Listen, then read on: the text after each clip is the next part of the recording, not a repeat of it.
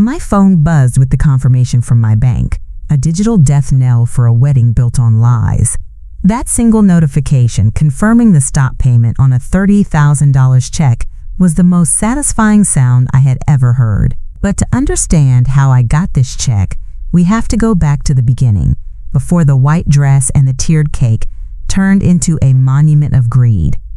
3 years ago, I poured my soul into a startup. I wasn't the founder, just the lead software engineer, but I treated that code like it was my own child. My life was a blur of fluorescent office lights, the clatter of my keyboard, and the scent of lukewarm coffee from the pot that never got turned off. While my friends were going on dates and weekend trips, I was wrestling with buggy APIs and running deployment scripts at 3 a.m.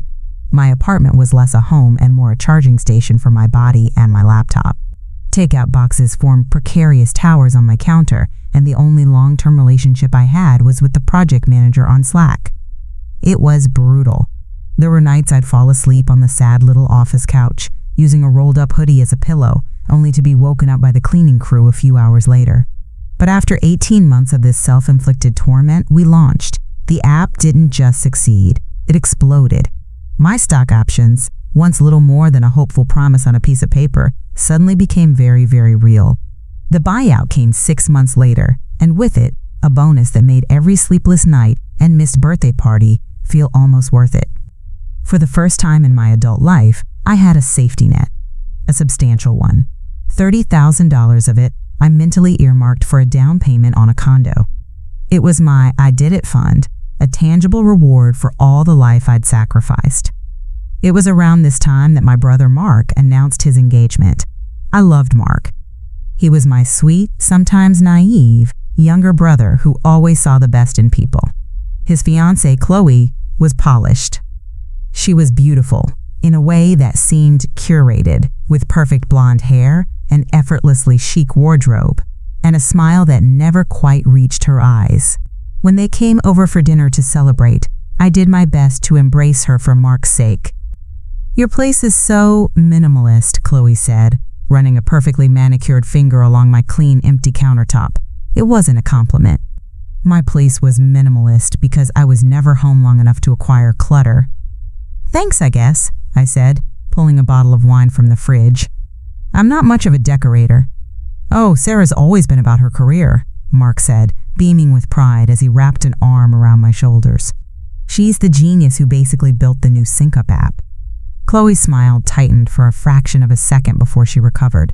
"That's amazing. It must be so nice not to have to worry about things, to just be able to focus on work."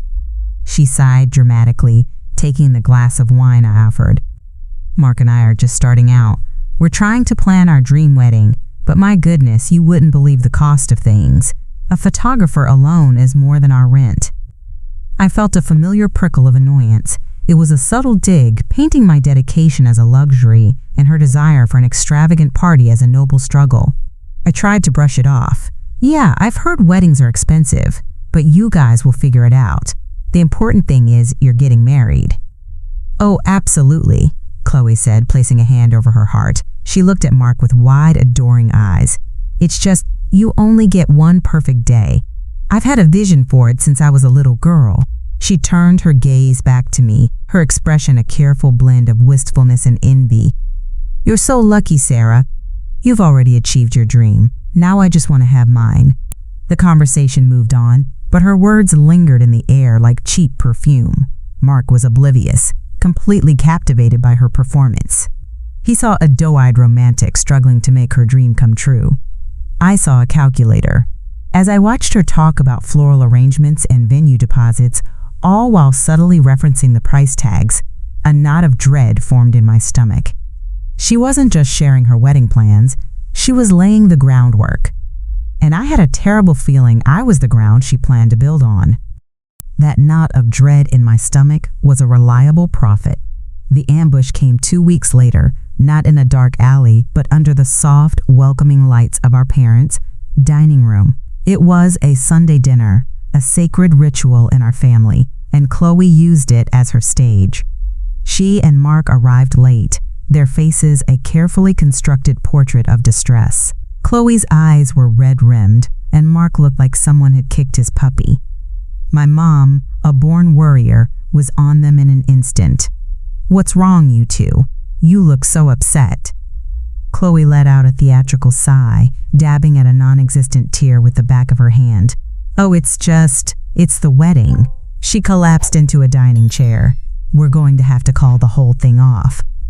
Mark rushed to her side, rubbing her back. "It's not that bad, honey." He looked at my parents and me, his expression pleading. "We lost the venue. The Willow Creek estate. The one Chloe's had her heart set on since she was a girl. They booked another couple." Chloe choked out. "Our deposit was due today, and we couldn't pull it together. We're short." I watched the performance, my fork frozen halfway to my mouth. I knew this song. I'd heard the opening chords in my apartment 2 weeks ago.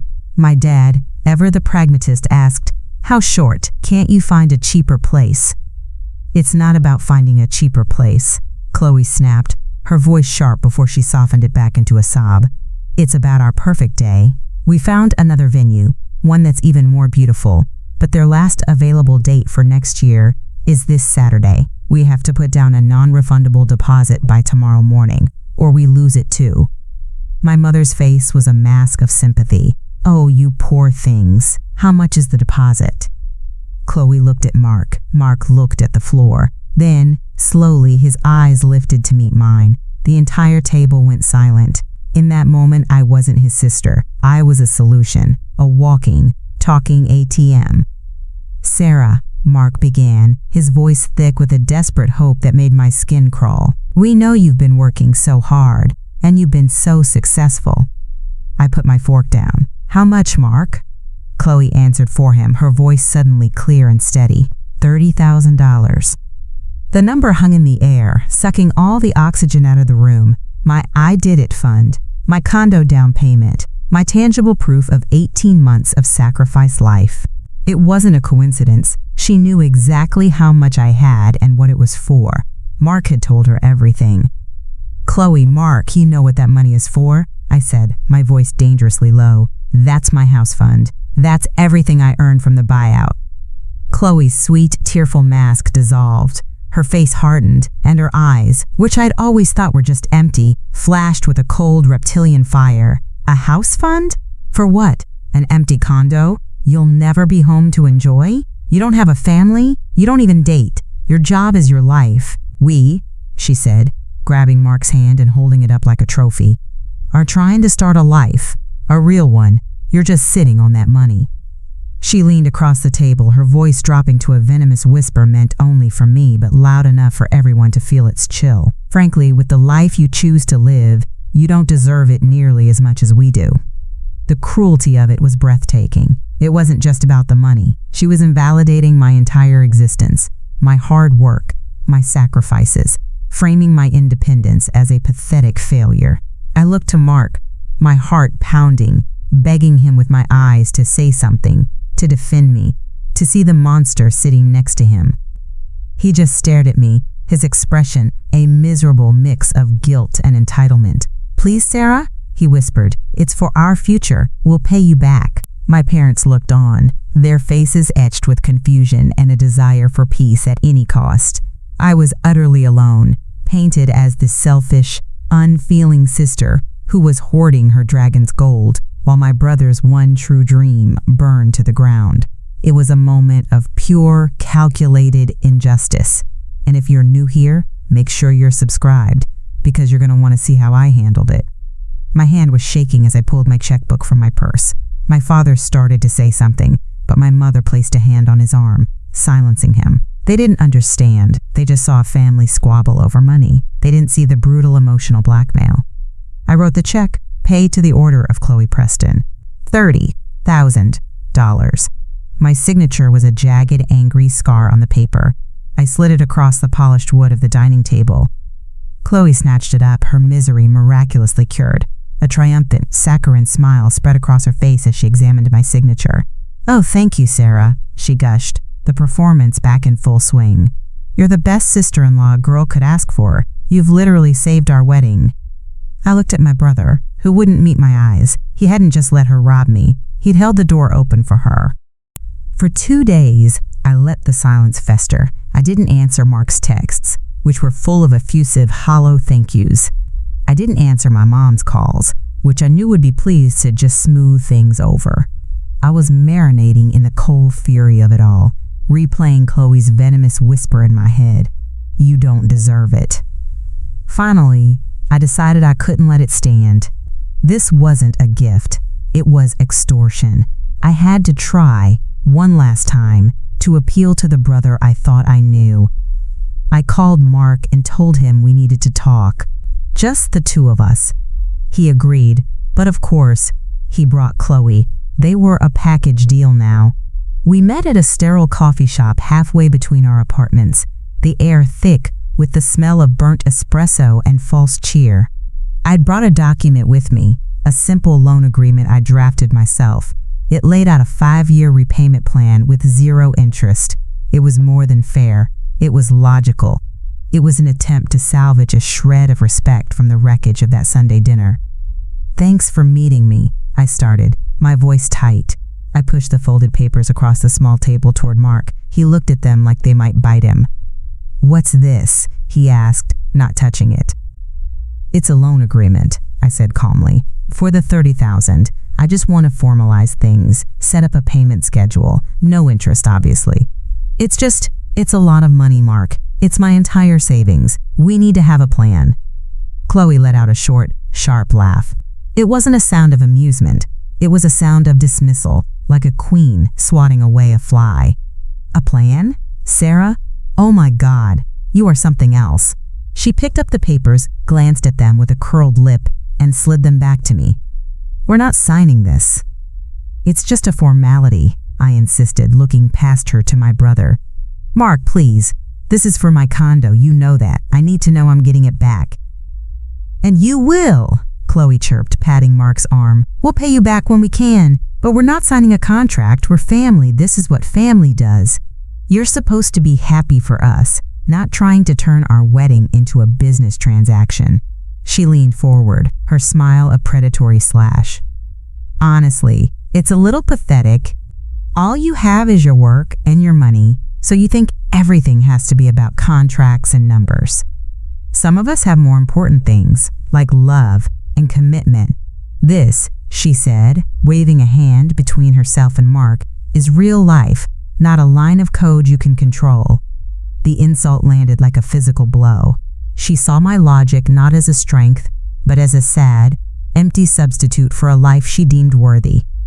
I looked at Mark, my last hope. His eyes were fixed on the sugar packets on the table. He wouldn't look at me. He just sat there, a silent accomplice, while she dismantled me. "So that's it?" I asked, my voice barely a whisper. "You're just taking it." "We're not taking anything," Chloe scoffed, grabbing her purse. "You gave it to us. It was a gift to celebrate our future. I'm sorry if you regret your one generous act." She stood up, pulling a bewildered Mark with her. "We have to go. We have a tasting with the caterer. You know, for the wedding you saved." She smiled down at me, a final victorious twist of the knife. "Don't be a stranger, Sarah." And then they were gone, leaving me alone at the table with my useless loan agreement and a cold cup of coffee. The cheerful cafe chatter around me faded into a dull roar. I felt a profound, bottomless sense of desolation. It wasn't just the money, it was the laughter.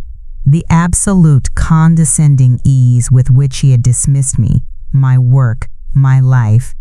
Chloe's words echoed louder than ever. "You don't deserve it. It's a little pathetic." Was she right? I looked at my hands, resting on the table. These were the hands that had typed thousands of lines of code, that had built something from nothing. I had sacrificed relationships, sleep, and my own well-being for a goal. I had achieved it, and my reward for that discipline, for that success, was to be stripped of it by a vapid parasite and a spineless brother, to be told my life was a consolation prize. I was the responsible one, the logical one, the one who built a safety net, and they had just lit it on fire to toast their own happiness, laughing at me as it burned. A cold, hard clarity cut through my despair. They saw me as an ATM, a non-player character in their grand love story whose only function was to dispense funds. They saw my logic and my career as a weakness, a sign of an empty life. They thought my reasonableness was a doormat they could wipe their feet on. I had tried to be fair. I had tried to appeal to family. I had tried to be the better person. But in their eyes, that just made me a fool. A deep, primal anger began to bubble up from the pit of my stomach, cold and pure. They had miscalculated. They assumed the person who writes the code can't also flip the kill switch. I sat there for a long time, the ghosts of their laughter ringing in my ears. The loan agreement lay on the table, a flimsy paper shield against a verbal cannon blast. Pathetic. All you have is your work and your money. Chloe's words weren't just insults. They were a diagnosis. She had examined my life, found it wanting, and declared her own infinitely more valuable. She, the one building a real life on my foundation, had the audacity to call me the empty one. I walked home in a daze, the city streets a blur of indifferent faces and hurried footsteps. The anger that had bubbled up in the coffee shop was gone, replaced by a strange, glacial calm. The despair was gone too. Despair is a passive emotion. It's what you feel when you have no options. But as I unlocked the door to my minimalist, quiet apartment, the one Chloe had pitied, I felt a switch flip in my brain. It was the same switch I'd flip at 2 a.m. when a critical server went down and panic was a luxury no one could afford. The emotional response was over. It was time to analyze the system. Chloe and Mark had made a critical error. They had assessed my personality, my quiet nature, my tendency to avoid conflict, and labeled me a pushover. They mistook my logical, structured way of thinking for a lack of passion, a sign of a life unlived. They thought because I dealt in code, in the cold, hard certainty of ones and zeros, that I was incapable of understanding the messy, emotional world they inhabited. They were wrong. My entire career was built on understanding complex systems, identifying vulnerabilities, and exploiting them to make the system stronger, or, if necessary, to bring it down. They had initiated a transaction. They saw it as emotional and familial. I now saw it as purely technical. I dropped my purse on the counter, my fingers flying to the keyboard of my laptop before I'd even taken off my jacket. My movements were precise, economical, all emotion stripped away and replaced with pure, unadulterated purpose. They wanted to talk about what was real. Money was real. A $30,000 debit was very real. I pulled up my online banking portal. The user interface was clunky, the design a decade old, but I wasn't there to admire the aesthetics. I was there to audit the transaction log. My eyes scanned past the usual debits: rent, utilities, a shameful number of food delivery charges. And then I saw it.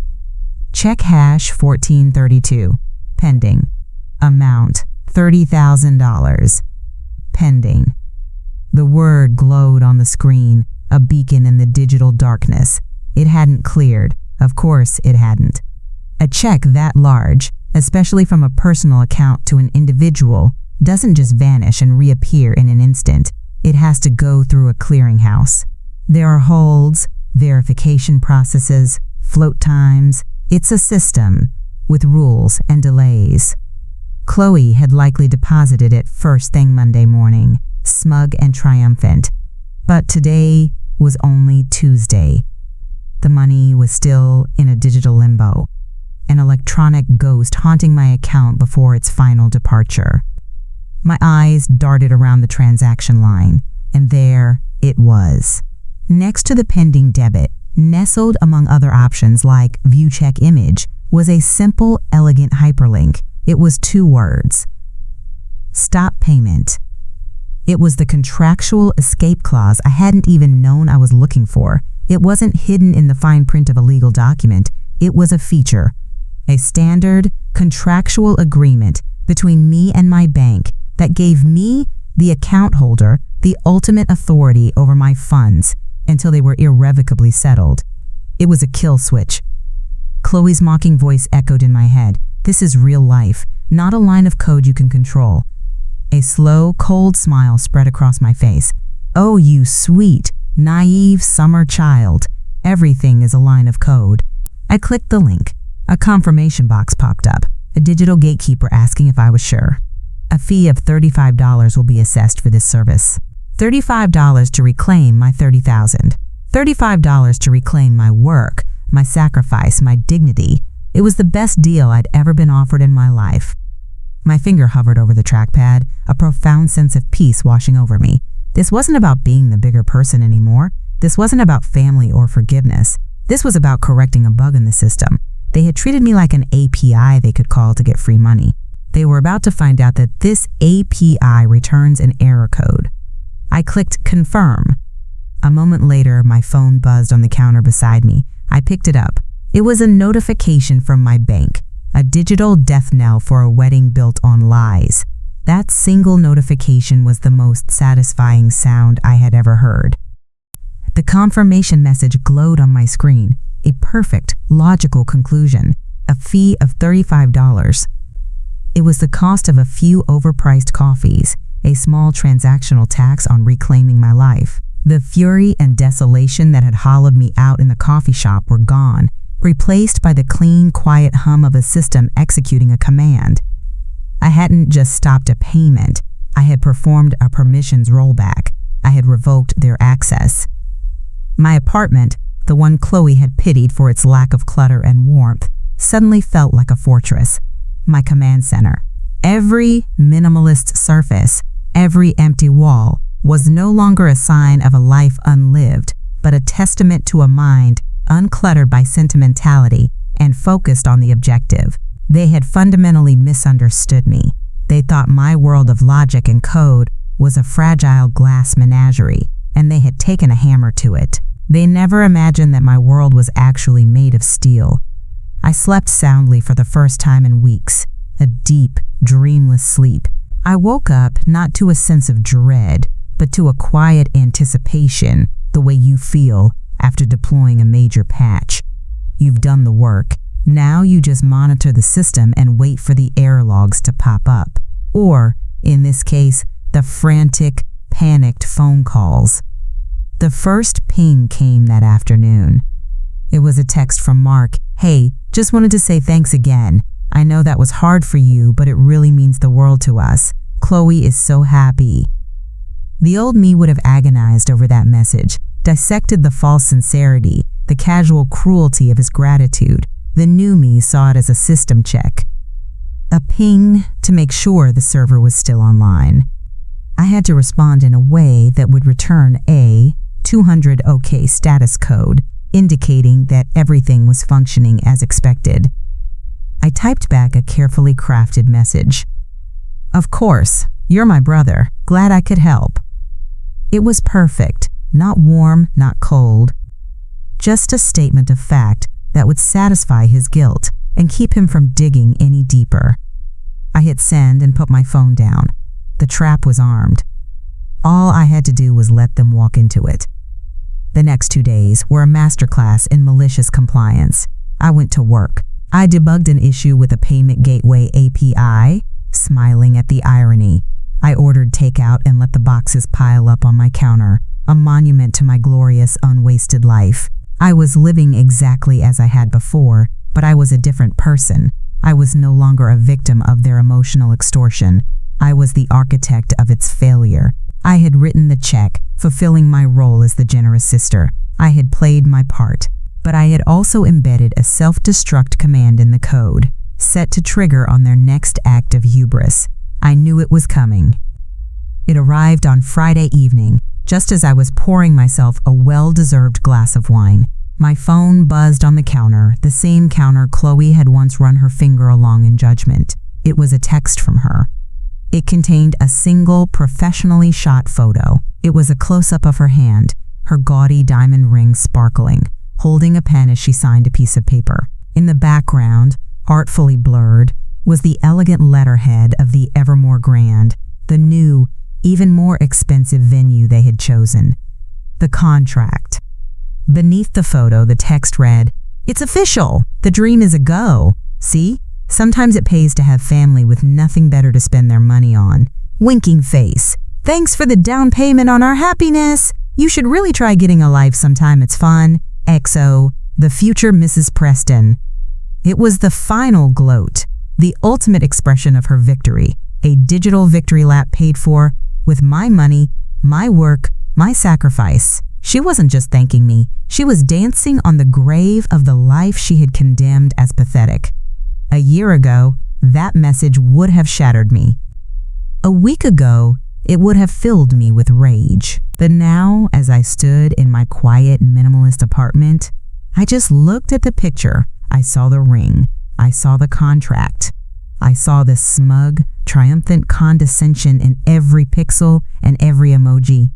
I thought about the phone call she would get on Monday morning, the call from the Evermore Grand's finance department, informing her that the check for her non-refundable deposit had been returned for insufficient funds.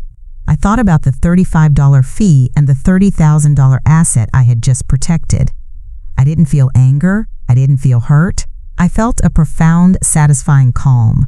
They thought they were playing checkers, moving their pieces around and declaring themselves king. They never realized I was playing chess, and I had just said, checkmate.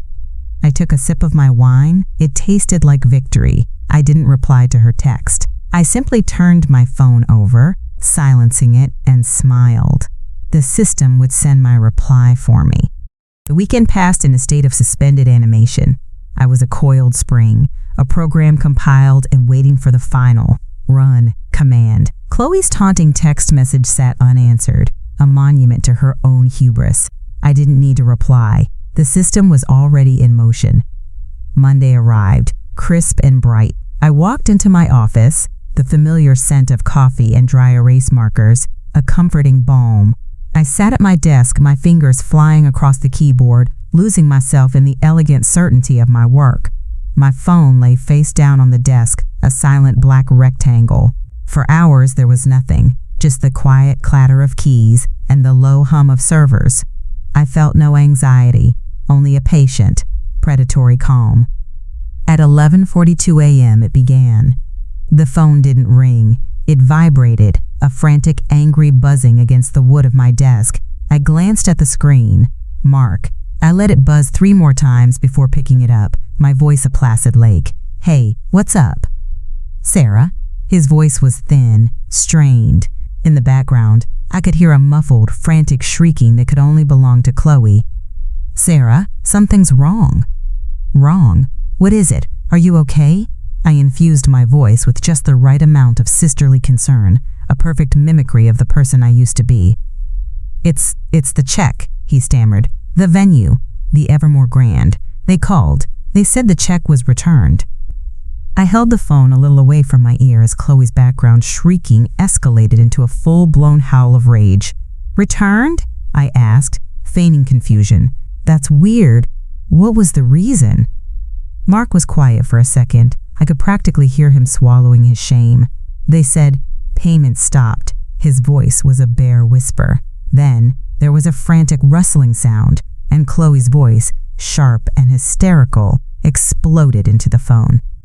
What did you do? She screamed, the sound tinny and shrill. You canceled it. You went behind our backs and you canceled the check. How could you do this to us? I leaned back in my chair, swiveling slightly to look out the window at the bustling street below. The chaos on the other end of the line felt a million miles away. I didn't cancel it, Chloe, I said, my voice dropping into a low, clinical calm. I issued a stop payment. It's a standard feature, a contractual clause, if you will, between me and my bank.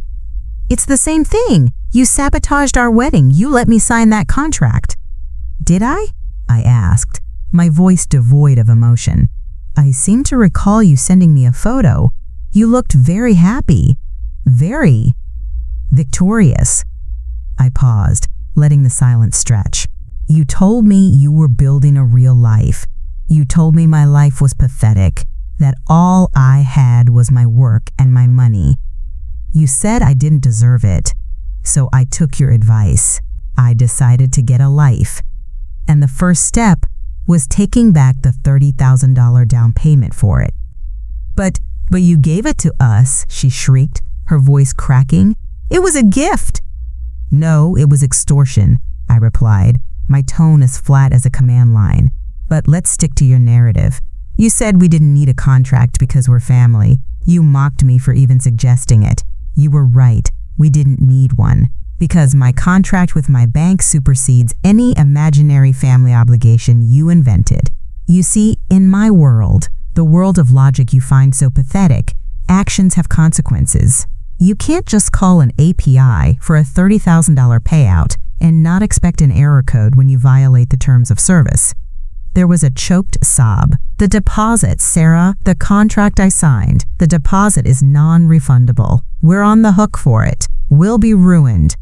My brother's voice cut in, pleading, Sarah, please, you can fix this. Just send it again. Please, we'll lose everything. I thought of his silence in the coffee shop. I thought of his complicity at the dinner table. I thought of the years I had loved and protected him, only to have him hold the door open while his fiancée robbed me, not just of my money, but of my dignity. No, I said. The word was a block of ice. What are we supposed to do? Chloe wailed. A cold smile touched my lips. I remembered her final, sneering text. Sometimes it pays to have family with nothing better to spend their money on. That sounds like a problem for the two of you to figure out, I said, my voice cool and final. You wanted to start a real life together. Well, this is real life. It's messy, it has consequences, and it's not a line of code you can control. You should have secured your funding before signing a legally binding contract. That wasn't a very logical move. I didn't wait for a reply. I didn't need to hear the weeping or the rage. My part of the transaction was complete.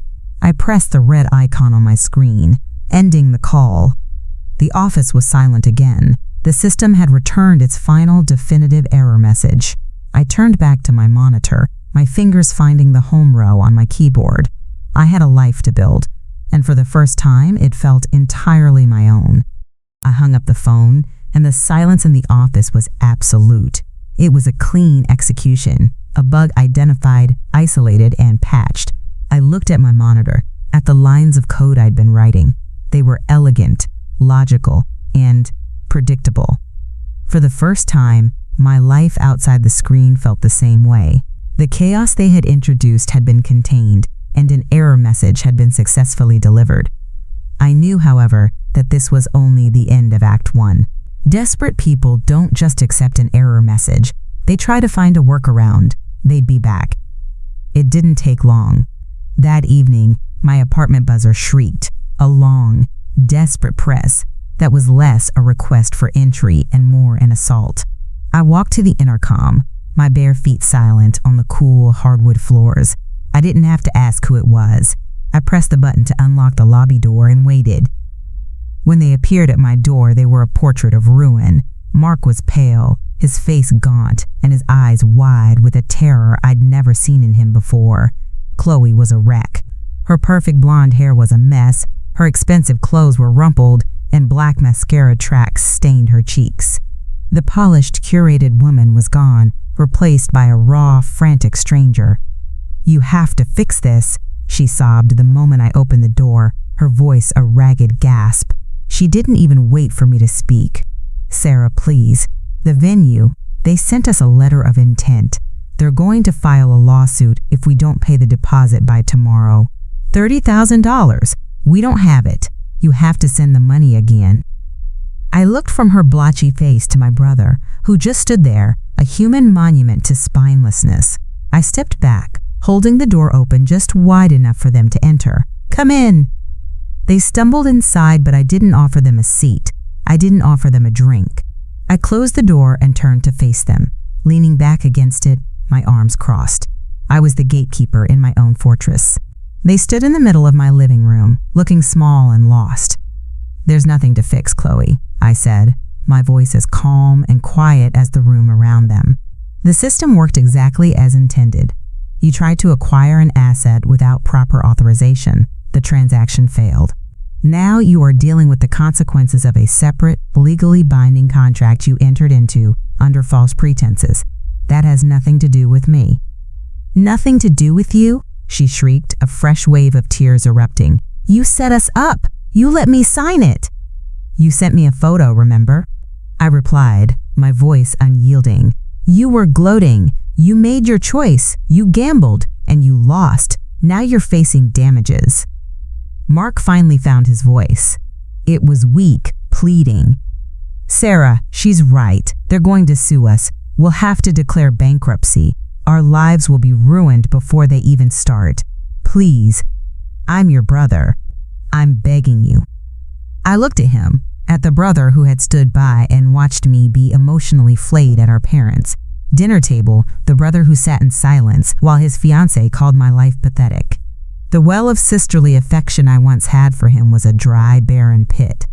You're right. You are my brother, I said, and you made a choice to stand with her over me. So now, you can stand with her as you face this lawsuit. Chloe's whole body seemed to collapse. She sank to her knees on my floor, her hands clasped in front of her like a desperate parishioner. The sight was so abject, so utterly pathetic, it was almost stunning.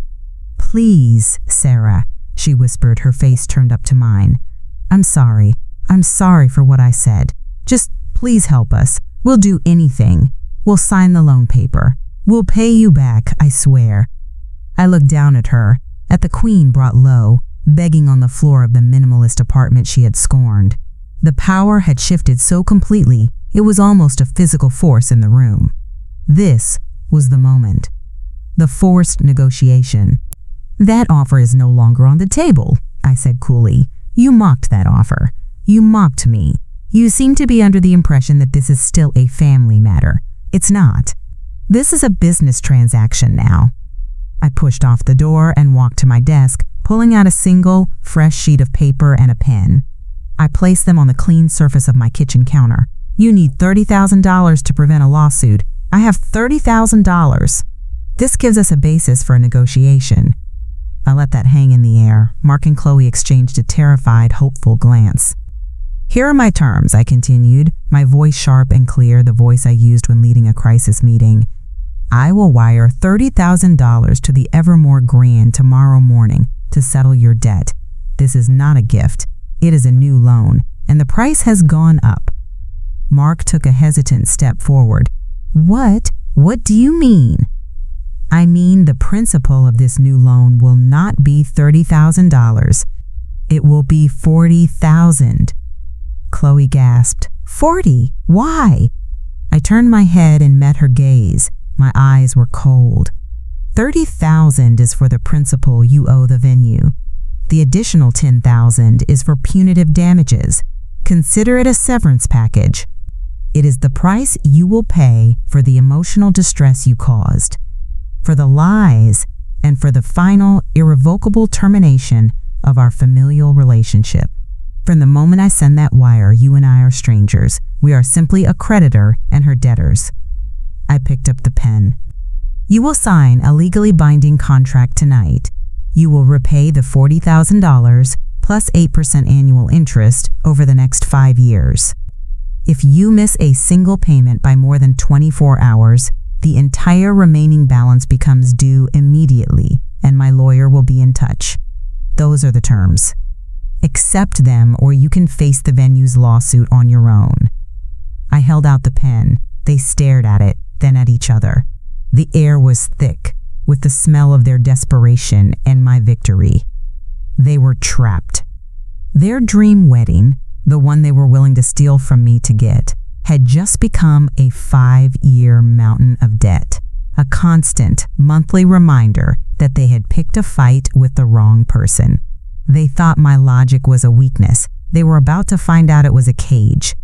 They stared at the pen as if it were a loaded gun. The silence in my apartment was broken only by Chloe's ragged breathing. This was the transaction, not of money from me to them, but of power from them to me. Mark reached for the pen first, his hand trembling. He wouldn't look at me as he scrawled his name on the contract I'd quickly drafted, his signature a testament to his weakness. Then it was Chloe's turn. She took the pen, her manicured nails, a stark contrast to her tear-stained face. The scratch of the nib on the paper was the only sound. It was the sound of her dream turning into a debt. The next morning, I wired the $30,000 directly to the Evermore Grand. I received a confirmation email a few minutes later. The debt was settled. Their legal trouble was gone. Their financial prison sentence had just begun. They didn't have the wedding at the Evermore Grand. They couldn't afford it. They couldn't afford any wedding, really.